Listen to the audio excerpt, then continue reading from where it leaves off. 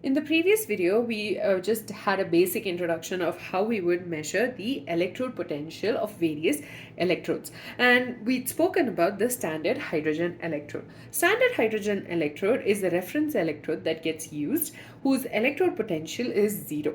So we had if you want to, learn about that, definitely check out my previous video. And also, I would suggest you have a good understanding of the basics of electrochemistry before you come here.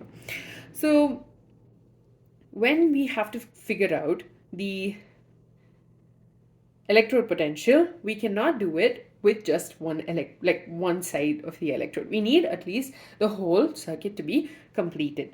So for that, we use something called a reference electrode, and in this case, we're talking about standard hydrogen electrode.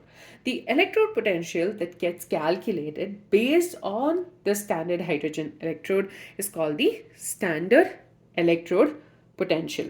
So this standard electrode potential is basically a comparison, or is the one which is calculated by using the standard hydrogen electrode as a cathode or an anode based on the electrode that's being measured. So here you have the unknown electrode, and notice I do not assign a sign for these things because unknown, we don't know, it can be a cathode or the anode. And obviously if it's the cathode, we would have to flip it because of convention. You have the unknown electrode, which can act as both cathode, or rather, which can be a cathode or an anode.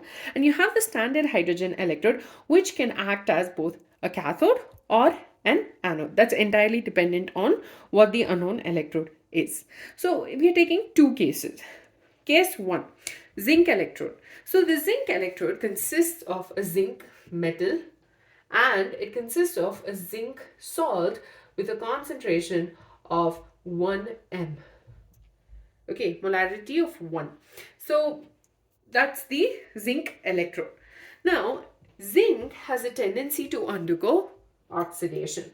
So in this one, in comparison to the standard hydrogen electrode, zinc has a tendency to undergo oxidation. So zinc will give rise to Zn2 plus 2 electrons. So if it's undergoing oxidation, it acts as an anode, and the standard hydrogen electrode will act as a cathode. So you will have H2H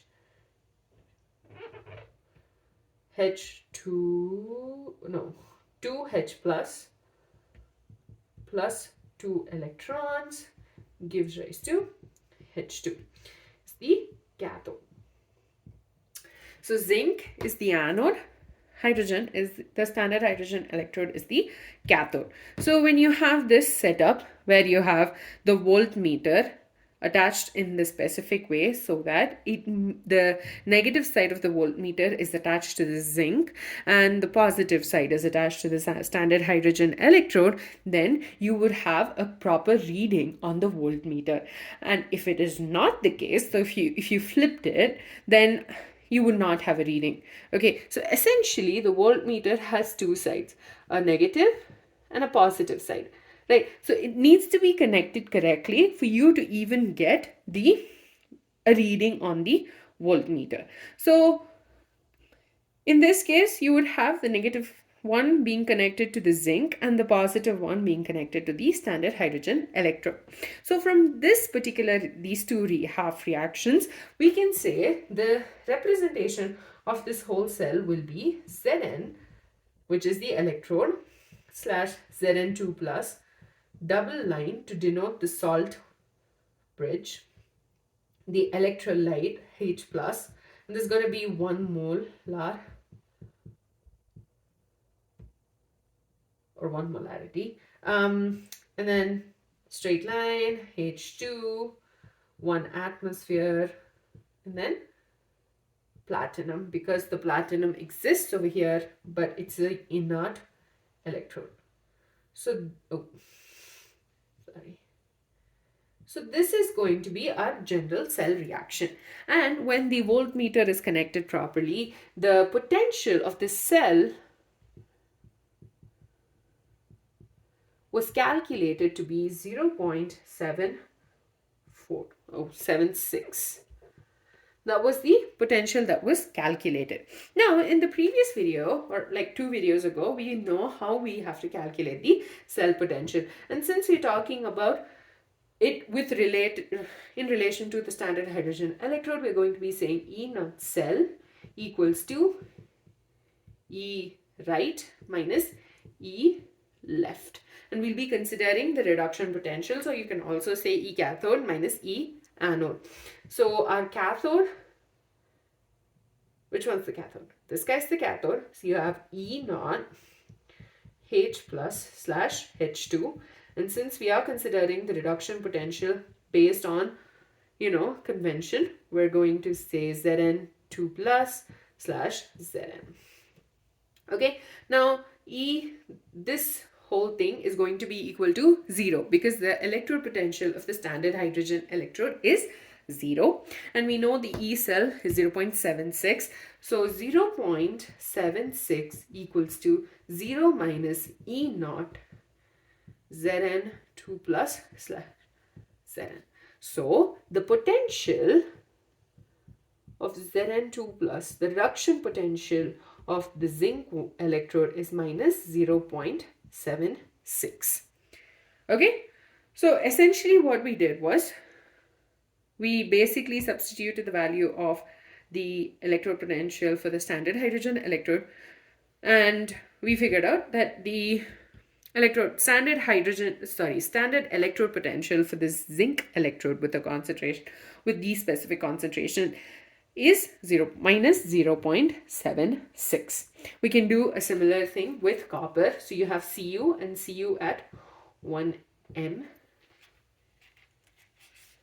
And in this case, obviously, copper sulfate is going to be our electrolyte, and copper is going to be the metal. So the hydrogen has a higher tendency to lose the electrons in comparison to the copper. So essentially what I'm trying to say here is that copper has a tendency to undergo reduction, whereas hydrogen has the tendency to undergo oxidation. So you have Cu, and at this point, I'm sure you know this equation memorized. So Cu2 plus 2 electrons gives rise to Cu. So copper is basically going to be the cathode.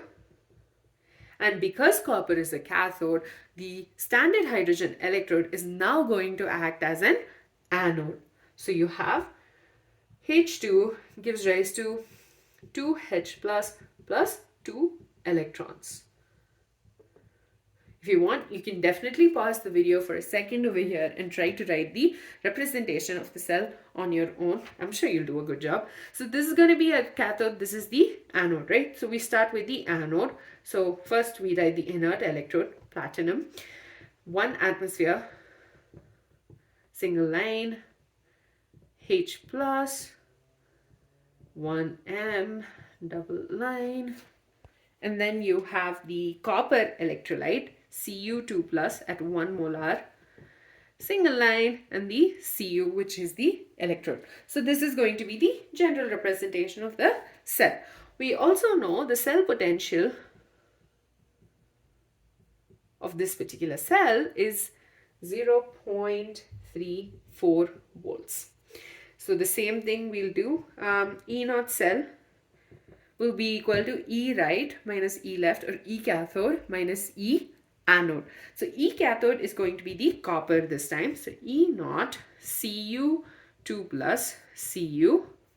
And since we're considering the reduction potential, you'll be saying E naught H plus slash H2. And we know this again is 0 and this is equal to this. So you have 0.34 volts is E naught of Cu2 plus slash Cu.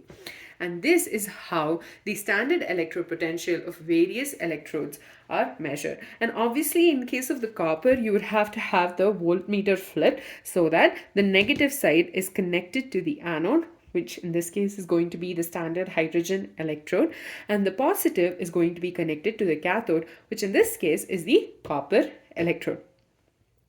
So basically the electrodes of different metals can be measured in a similar way using the reference electrode, the standard hydrogen electrode.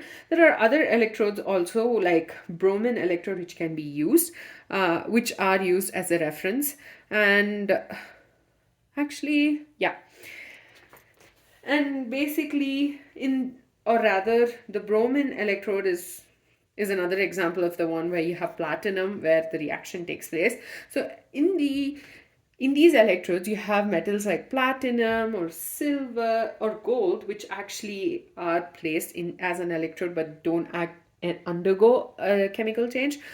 They're basically there as a site of oxidation or reduction to take place. So with that, we're done with the measurement of standard electrode potential. In the next video, we'll be talking about the electrochemical series.